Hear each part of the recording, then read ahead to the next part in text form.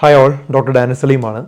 Vitamins വളരെ പ്രധാനപ്പെട്ട ഒരു ഘടകമാണെന്ന് നമുക്കെല്ലാവർക്കും അറിയാം. നമ്മുടെ ആഹാരത്തിൽ നമ്മൾ കാർബോഹൈഡ്രേറ്റ്സ് കഴിക്കുന്നുണ്ട്, അതുപോലെ പ്രോട്ടീൻ മാംസ്യം കഴിക്കുന്നുണ്ട്, പിന്നെ അതുപോലെ ഫാറ്റ് കൊഴുപ്പും കഴിക്കുന്നുണ്ട്. അതുകൂടാതെ നമുക്ക് വൈറ്റമിൻസ് വേണം, മിനറൽസ് വേണം, പല അസുഖങ്ങളെ തടയാനൊക്കെ അത് ഹെൽപ്പ് ചെയ്യും.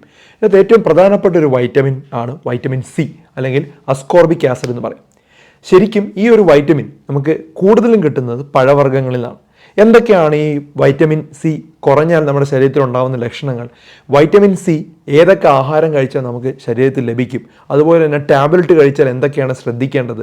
അതുപോലെ വൈറ്റമിൻ സിയുടെ ഗുണങ്ങൾ എന്താണ്? ഇത്തരം കാര്യങ്ങൾ വളരെ വ്യക്തമായി നിങ്ങൾ അറിഞ്ഞിരിക്കേണ്ടതാണ്. കൊച്ചു കുട്ടികൾ മുതൽ അറിഞ്ഞിരിക്കേണ്ട ഒരു കാര്യമാണ്. ഇപ്പോൾ വൈറ്റമിൻ സി ശരീരത്തിൽ കുറഞ്ഞു കഴിഞ്ഞാൽ ആദ്യം ഉണ്ടാകുന്ന ലക്ഷണം എന്ന് പറഞ്ഞാൽ ക്ഷീണം. ഒരു കാരണവുമില്ലാതെ ക്ഷീണം, പ്രത്യേകിച്ചൊരു കാരണമില്ല, എപ്പോഴും ക്ഷീണം അനുഭവപ്പെടുന്നുണ്ടെങ്കിൽ വൈറ്റമിൻ സി കുറയുന്നതിൻ്റെ ഒരു ലക്ഷണമാവും. രണ്ടാമത്, നമ്മൾ പല്ല് കഴിക്കുന്ന സമയത്തൊക്കെ മോണയിൽ നിന്നൊക്കെ രക്തം വരിക, അതുപോലെ ഈ ജിഞ്ചേവ എന്ന് പറഞ്ഞ സാധനം വല്ല കട്ടിയായിട്ടിരിക്കുക, അതുപോലെ പല്ലിളകി പോവുക, അതൊക്കെ വളരെ സിവിയർ വൈറ്റമിൻ സി ഡെഫിഷ്യൻസി ഉണ്ടാകുമ്പോൾ വരുന്നതാണ്. അപ്പോൾ വൈറ്റമിൻ സി ഡെഫിഷ്യൻസി ഉണ്ടെങ്കിൽ അങ്ങനെ ഉണ്ടാവാം. പിന്നെ ജോയിൻറ്റ് മസിലും വേദന, അതായത് കയ്യിൽ വേദന, കൈമുട്ട് വേദന, കാൽമുട്ട് വേദന, ഒരു കാരണവുമില്ലാതെ കണ്ടിന്യൂസ് ആയിട്ട് നിൽക്കുക. പിന്നെ ആരെങ്കിലും ഇങ്ങനെ പിടിച്ചു കഴിഞ്ഞ് കഴിഞ്ഞാൽ ചുമന്നു വരിക, അല്ലെങ്കിൽ ആ ഭാഗത്ത് മൊത്തം ഒരു നീലിച്ച് കളയുക, അല്ലെങ്കിൽ അവിടെ രക്തം കട്ട പോലെ വരിക. അത് ഈസി ബ്രൂയിസിങ് ആണ്, കാരണം സ്ലോ ഹീലിംഗ് ആണ്.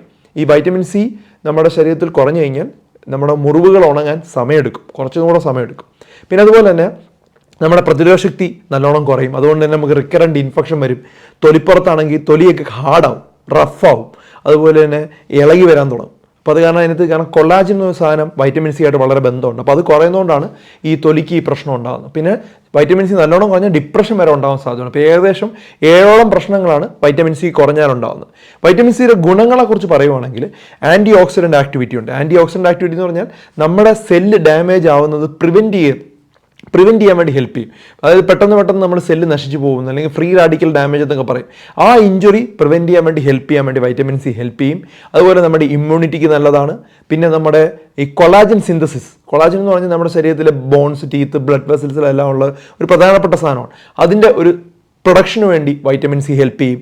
അയൺ, നമ്മുടെ ശരീരത്തിലോട്ട് അയൺ അബ്സോർവ് ചെയ്യണമെങ്കിൽ ഈ ഒരു വൈറ്റമിൻ സി വളരെ പ്രധാനപ്പെട്ടതാണ്. നമ്മുടെ സ്ഥലത്ത് ചില ബ്രെയിനിൽ നിന്ന് വരുന്ന ഇമ്പൾസുകൾ, ന്യൂറോ ട്രാൻസ്മിറ്റർ, ചില ഹോർമോൺസ് ഒക്കെ ക്യാരി ചെയ്യുന്നത് ഈ വൈറ്റമിൻ സിയുടെ വൈറ്റമിൻ സി കൂടെ ഉണ്ടെങ്കിലേ അത് വളരെ നല്ലോണം ട്രാൻസ്മിറ്റ് ചെയ്യും, ന്യൂറോ ട്രാൻസ്മിറ്റർ. പ്രത്യേകിച്ചും നമ്മുടെ മൂഡ് റെഗുലേഷൻ, നമ്മുടെ മൂഡ് കൺട്രോൾ ചെയ്യുന്ന, നമ്മുടെ ഹാപ്പിയാണോ വിഷമമായിട്ടിരിക്കണോ അങ്ങനെയുള്ള കാര്യങ്ങളെല്ലാം കൺട്രോൾ ചെയ്യുന്ന പ്രധാനപ്പെട്ട ഹോർമോൺസ് ട്രാൻസ്മിറ്റ് ചെയ്യുന്നത് ഈ വൈറ്റമിൻ സി കാരണം. പിന്നെ അതുപോലെ ഹാർട്ടിന് വളരെ നല്ലതാണ് വൈറ്റമിൻ സി കാരണം. ഹൃദയാരോഗ്യത്തിനും ഹൃദയം പല അസുഖങ്ങൾ ഉണ്ടാകാതിരിക്കാൻ വേണ്ടി ഹെൽപ്പ് ചെയ്യുന്ന ഒരു കാര്യമാണ്. പിന്നെ അതുപോലെ തന്നെ ഇതിന് ആൻറ്റി ഹിസ്റ്റമിൻ പ്രോപ്പർട്ടീസ് ആണ്, അതായത് അലർജി വരാതെ തടയാൻ വേണ്ടി ഹെൽപ്പ് ചെയ്യും. അതുകൊണ്ടാണ് പണ്ടൊക്കെ ഈ ഫ്ലൂ ഒക്കെ വരുന്ന സമയത്ത്, അല്ലെങ്കിൽ കോൾഡൊക്കെ വരുന്ന സമയത്ത് വൈറ്റമിൻ സി കൊടുക്കും. സാധാരണ 5 ദിവസം കൊണ്ട് മാറുന്ന അസുഖം വൈറ്റമിൻ സി ആ സമയത്ത് കഴിക്കുവാണെങ്കിൽ ഒരു 3 ദിവസം കൊണ്ടൊക്കെ മാറും എന്നൊക്കെ പഠനങ്ങളൊക്കെ വന്നിട്ടുണ്ട്. അപ്പോൾ അതുകൊണ്ട് അവർ ആൻറ്റി ഹിസ്റ്റമിൻ പ്രോപ്പർട്ടി ഉണ്ട്. കുറച്ച് ഈ ഒരു അലർജി കുറയ്ക്കാൻ വേണ്ടി ഹെൽപ്പ് ചെയ്യുന്നതുകൊണ്ടാണ് ഈ പനിയും ചുമയും ജലദോഷമുള്ള സമയത്ത് നമ്മൾ ഫ്രൂട്ട്സ്, പ്രത്യേകിച്ച് ഓറഞ്ചും അതുപോലെ ഗ്രേപ്സ് ഒക്കെ കഴിക്കണമെന്ന് പറയാനുള്ള കാരണം ഈ വൈറ്റമിൻ സി ഉള്ളതുകൊണ്ടാണ്. ഇനി നമുക്ക് വൈറ്റമിൻ സി എത്രയാണ് വേണ്ടത്? 1 വയസ്സ് മുതൽ ഒരു 12 വയസ്സ് വരെ നമുക്കൊരു 50 മില്ലിഗ്രാമിൻ്റെ താഴെ മതി. ആക്ച്വലി 50 മില്ലിഗ്രാമൊക്കെ മതി. നമ്മൾ ആലോചിക്കണം, ഒരു ഗുളിക എന്നൊക്കെ പറയുമ്പോൾ 500 മില്ലിഗ്രാമാണ്. പിന്നെ 12 വയസ്സിന് മുകളിലോട്ടുള്ള ആളുകൾക്കാണെങ്കിൽ പോലും 75 മുതൽ 90 മില്ലിഗ്രാം വൈറ്റമിൻ സി നാച്ചുറലി നമുക്ക് കിട്ടിയാൽ മതി. നമ്മുടെ ബോഡിയുടെ ലെവൽ വൈറ്റമിൻ സി അത്ര മതിയാവും. ഇനി പ്രഗ്നൻ്റ് ആയിട്ടുള്ള ആളുകളോ അല്ലെങ്കിൽ ബ്രസ്റ്റ് ഫീഡ് ചെയ്യുന്നവർക്ക് ഒരു 100 മുതൽ 120 മില്ലിഗ്രാം വൈറ്റമിൻ സി കിട്ടണമെന്നാണ് പറയുന്നത്. പ്രഗ്നൻ്റ് ആണ് ഏറ്റവും ഹയസ്റ്റ്, ഒരു 120 മില്ലിഗ്രാം എങ്കിലും പ്രഗ്നൻസി ഉള്ളവർക്ക് കിട്ടണം വൈറ്റമിൻ സി. ഇപ്പോൾ വൈറ്റമിൻ സി കിട്ടാൻ വേണ്ടി എന്ത് ചെയ്യണം? ഫ്രൂട്ട്സ് തന്നെയാണ് ഏറ്റവും നല്ലത്. ഏറ്റവും കൂടുതലുള്ളത് ഗുവയിലൊക്കെയാണ്. പേരയ്ക്കകത്ത് ഏകദേശം ഒരു 100 ഗ്രാം പേരയ്ക്ക എടുത്താൽ ഏകദേശം 230 മില്ലിഗ്രാമോളം വൈറ്റമിൻ സി അടങ്ങിയിട്ടുണ്ട്. പിന്നെ കിവിയിൽ അടങ്ങിയിട്ടുണ്ട്. 100 ഗ്രാം കിവി എടുത്തു കഴിഞ്ഞാൽ ഏകദേശം 90 മില്ലിഗ്രാമോളം വൈറ്റമിൻ സി അടങ്ങിയിട്ടുണ്ട്. സ്ട്രോബെറിയിൽ ഏകദേശം 100 ഗ്രാം സ്ട്രോബെറി എടുത്താൽ 60 മില്ലിഗ്രാമോളം വൈറ്റമിൻ സി സ്ട്രോബെറിയിലുണ്ട്. പൈനാപ്പിളിലും ഓറഞ്ചിലും അതുപോലെയൊക്കെ 50 മില്ലിഗ്രാമാണ് ഉള്ളത്. ഒരു 100 ഗ്രാം എടുത്താൽ 50 മില്ലിഗ്രാമോളം ഉണ്ട്. പിന്നെ പപ്പായയിൽ ഏകദേശം 60 ഉണ്ട്. ഇപ്പോൾ വെജിറ്റബിൾസിലുണ്ടോ എന്ന് ചോദിച്ചാൽ വെജിറ്റബിൾസിൽ ഏറ്റവും കൂടുതൽ ഉള്ളത് ബ്രോക്കോളിയിലാണ്. ബ്രോക്കോളിയിൽ ഏകദേശം 100 ഗ്രാം എടുത്തു കഴിഞ്ഞാൽ 90 mg അതിൻ്റെ അകത്ത് വൈറ്റമിൻ സി ഉണ്ട്. അതുപോലെ തന്നെ ചില ബെൽ പെപ്പർ എന്നൊക്കെ പറഞ്ഞ സാധനങ്ങളൊക്കെ ഉണ്ട്, അതിൻ്റെ അകത്തും ഈ വൈറ്റമിൻ സി ഉണ്ട്.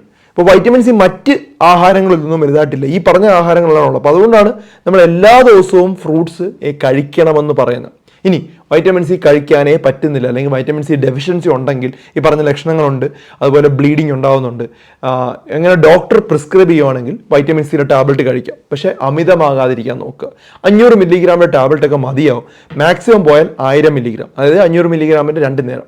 കാരണം നമുക്ക് വേണ്ടത് ഇത്രയും മില്ലിഗ്രാം കഴിച്ചാൽ പോലും നമ്മുടെ ശരീരത്തിലോട്ട് അബ്സോർവ് ചെയ്യുമ്പോൾ നമുക്ക് 100 മില്ലിഗ്രാം ഒക്കെ കിട്ടുള്ളൂ. അതുകൊണ്ടാണ് അത് കഴിക്കുന്നത്. ഇത് എന്തുകൊണ്ടാണ് കൂടുതൽ കഴിക്കരുതെന്ന് പറയുന്നത്? കൂടുതൽ കഴിച്ചാൽ കിഡ്നി സ്റ്റോൺ ഉണ്ടാവും, അതുപോലെ അത് നല്ലതല്ല, കുറേ പ്രശ്നങ്ങളുണ്ട്. അപ്പോൾ അതുകൊണ്ട് തന്നെ അമിതമായി വൈറ്റമിൻ സി കഴിക്കരുത്. വൈറ്റമിൻ സി ടാബ്ലറ്റ്സ് കഴിക്കരുത്. പക്ഷേ നമുക്ക് ഫ്രൂട്ട്സ് ആയിട്ട് കഴിക്കാം, വെജിറ്റബിൾസ് ആയിട്ട് കഴിക്കുന്നതുകൊണ്ട് കുഴപ്പമില്ല. കാരണം ഇങ്ങനെയൊക്കെ കഴിച്ചു കഴിഞ്ഞാൽ അതൊരു ശരീരത്തിൽ ഈ പറഞ്ഞ നല്ല കാര്യങ്ങളെല്ലാം കുറേ ഗുണങ്ങൾ പറഞ്ഞില്ല, ആ ഗുണങ്ങളെല്ലാം കൃത്യമായി ലഭിക്കും. ഫ്രൂട്ട്സിൽ നിന്ന് തന്നെ കിട്ടുന്നതാണ് ഏറ്റവും നല്ലത്. അതുകൊണ്ടാണ് കുട്ടികൾക്കാണെങ്കിലും അതുപോലെ ഒരു വളർന്നു വരുന്ന എല്ലാവർക്കും വൈറ്റമിൻ സി നിർബന്ധമായിട്ടും കൊടുക്കണമെന്ന് പറയാനുള്ള കാരണം അതാണ്. കാരണം ടാബ്ലറ്റ്സിൽ നിന്ന് കിട്ടില്ല, ഈ ഒരു നാച്ചുറലായിട്ട് കിട്ടുന്നതാണ് ഏറ്റവും നല്ലതായിട്ടുള്ള വൈറ്റമിൻ. അപ്പോൾ ഈ ഒരു കാര്യം മറ്റുള്ളവർക്ക് ഷെയർ ചെയ്ത് കൊടുക്കുക. വളരെ പ്രധാനപ്പെട്ട ഒരു ടോപ്പിക്കാണ്. വളരെ ക്വിക്കായിട്ട് നമ്മൾ സംസാരിക്കാനായിട്ട് ശ്രമിച്ചിട്ടുണ്ട്. ഈ ഒരു വീഡിയോ മറ്റുള്ളവർക്ക് ഷെയർ ചെയ്ത് കൊടുക്കുക. മറ്റൊരു വീഡിയോയുമായി ഡോക്ടർ ഡി ബെറ്റർ ലൈഫ് ഉടനെ വരുന്നതായിരിക്കും. Take care all.